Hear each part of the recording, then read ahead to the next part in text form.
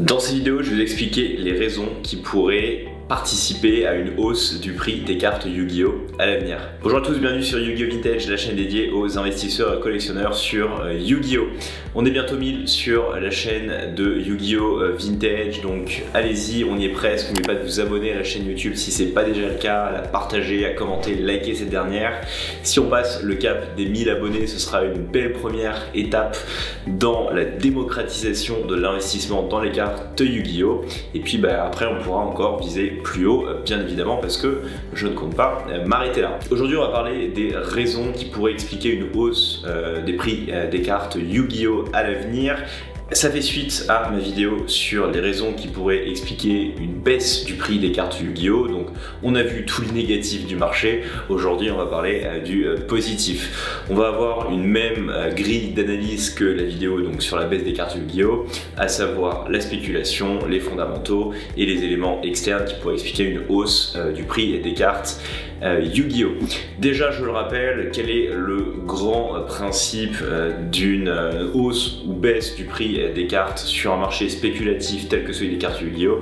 C'est bien évidemment la confiance existante auprès des acteurs qui investissent dans ce marché. Si la confiance est rompue, automatiquement les prix chutent, et si la confiance est renforcée, automatiquement les prix augmentent. Donc déjà, cette fameuse confiance d'un point de vue spéculatif, qu'est-ce qui pourrait expliquer une hausse du prix des cartes à l'avenir?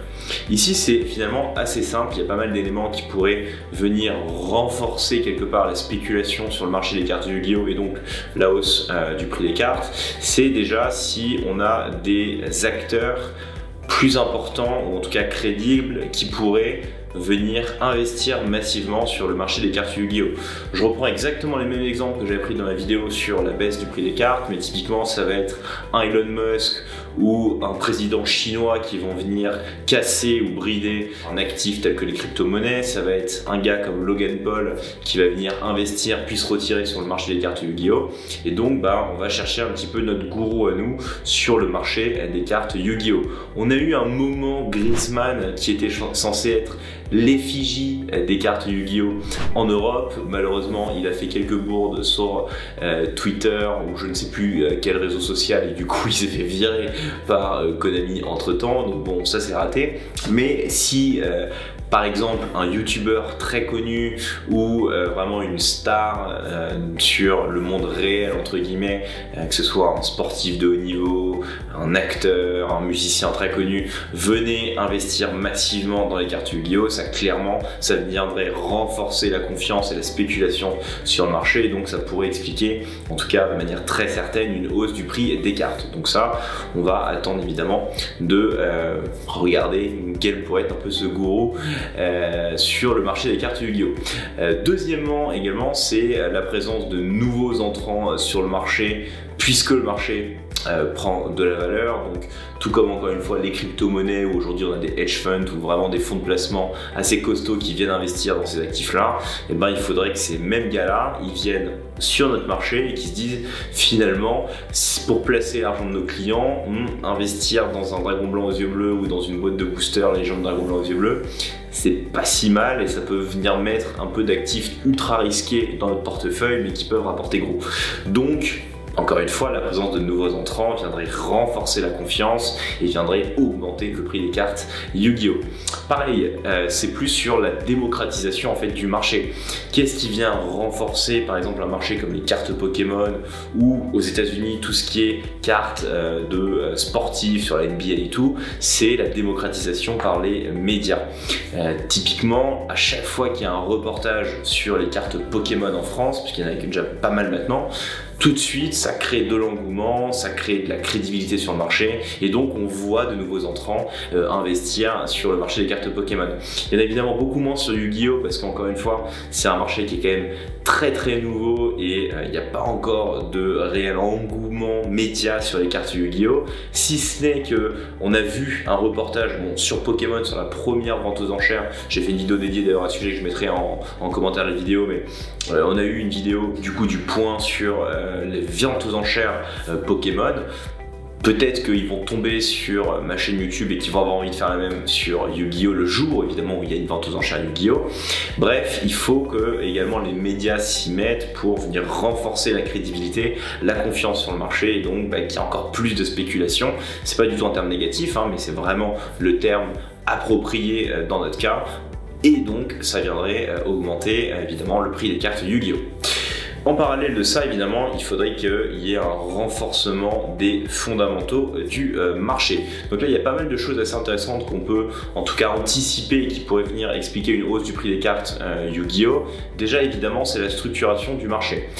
Qu'est-ce que j'appelle structuration du marché, en tout cas en France ou autre? C'est plus une généralisation du processus de grading des cartes, une augmentation des organismes de grading, parce qu'aujourd'hui finalement on n'a que PSA et BGS aux États-Unis, ou en tout cas qui sont vraiment des organismes crédibles. En France, il n'y en a absolument pas sur le marché des cartes Yu-Gi-Oh! On a PCA pour Pokémon et encore, on peut pas dire qu'ils soient très crédibles. Bref, il y a vraiment un manque de crédibilité sur le marché, donc évidemment, typiquement en France, aujourd'hui, je le répète, si on vous dit, enfin si vous tombez sur quelqu'un qui vous dit qu'il a mis 10 000 balles dans des cartes Yu-Gi-Oh! Il va être pris pour un taré, personne n'y croit. Bon, ça c'est la classique du marché français, mais évidemment, si ça se démocratise avec des instituts de grading, etc., tout ça, ça peut venir que renforcer en tout cas le prix des cartes Yu-Gi-Oh! Deuxièmement aussi, c'est une structuration du marché au niveau de la population des cartes, du réel prix des cartes. Aujourd'hui, ça reste quand même très compliqué d'avoir une vue globale sur le prix des cartes Yu-Gi-Oh! Comparativement à des marchés plus classiques. Enfin, je veux dire, aujourd'hui, vous voulez investir dans l'immobilier, vous voulez acheter des actions, je veux dire, le prix d'une action, tout le monde la connaît, hein. Il n'y a pas différentes personnes qui peuvent acheter des prix des actions à différents prix partout dans le monde, hein. Le prix d'une action totale est partout le même, sauf évidemment pour quelques salariés qui peuvent avoir des stock options à des prix plus intéressants, mais de manière générale, il y a toujours le même prix. Sur l'immobilier, pareil, on connaît globalement le prix au mètre carré pour un marché donné. Je veux dire, si vous investissez à Paris, vous savez globalement que le prix du mètre carré, ça va être auprès de 12 000 euros. Il n'y a aucun malade mental qui va vendre un appartement à Paris à 6 000 euros le mètre carré. Enfin, ça n'a aucun sens. Bref, le problème, c'est que sur Yu-Gi-Oh! Aujourd'hui, vous voulez vendre votre dragon blanc aux yeux bleus, votre gardien de la porte, c'est quoi le prix? C'est quoi le prix? Du coup, on va retrouver tout et n'importe quoi, on va retrouver des décalages entre 20 et 30% à peu près partout, et donc ça, clairement, ça peut pas crédibiliser un marché. Donc, le jour où on arrive à avoir une plateforme à peu près globale sur le prix des cartes Yu-Gi-Oh! Avec leur variation en temps réel et tout, là, clairement, ça va tellement crédibiliser le marché que ça ne devrait que renforcer l'attrait sur ce dernier et donc augmenter mathématiquement le prix des cartes Yu-Gi-Oh! Aussi, si le marché se structure, ça serait grâce à une vision plus globale de la réelle rareté des cartes et des populations en présence. Aujourd'hui, quand on achète des cartes Yu-Gi-Oh! Finalement, on a une idée à peu près de la rareté de ces dernières, mais on ne sait pas. On ne sait pas combien il y a de personnes qui les ont gardées chez elles, on ne sait pas combien de personnes ont fait la collection de telle ou telle carte.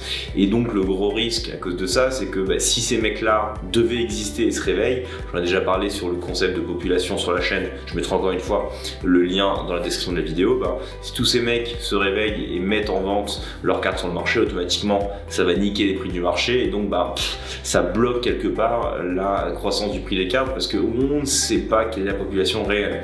En tout cas sur le marché français, comme c'est un marché qui est totalement immature, hein, j'ai pas peur de le dire, quand on achète une carte Yu-Gi-Oh! En français, en fait on ne sait pas quoi. Est-ce que c'est vraiment si rare que ça? Est-ce qu'il n'y a pas plein de gars en fait qui les ont dans un coin de leur classeur bien au chaud et qui attendent juste le moment où le marché se structure pour dégainer? On ne sait pas, et donc le jour où tout ça, ça s'éclaircit, clairement ça ne peut que renforcer le prix des cartes Yu-Gi-Oh! Enfin, dernier élément, c'est évidemment le contexte économique global. Encore une fois, ce sont des marchés très spéculatifs, comme le marché des cartes Yu-Gi-Oh! Tous ces marchés-là sont extrêmement dépendants de l'activité économique globale. Depuis la sortie du Covid, on a quand même une reprise économique qui est assez intéressante, certes subventionnée par les politiques économiques des États et par les politiques des banques centrales, mais on a quand même une économie qui est plus prospère de manière générale suite à la fin. J'espère que c'est vraiment la fin du Covid, bref, et donc forcément ça vient renforcer de manière plus à moyen terme ce type de marché spéculatif, parce que quand les gens ont de l'argent, quand les entreprises embauchent, qu'il y a de la croissance économique, forcément on est plus à même à prendre des risques et à investir dans des actifs extrêmement spéculatifs tels que les cartes Yu-Gi-Oh! Donc si l'économie continue à bien se porter, qu'il n'y a pas de crise économique, encore une fois, ça va venir renforcer ce marché et évidemment permettre une hausse du prix des cartes Yu-Gi-Oh!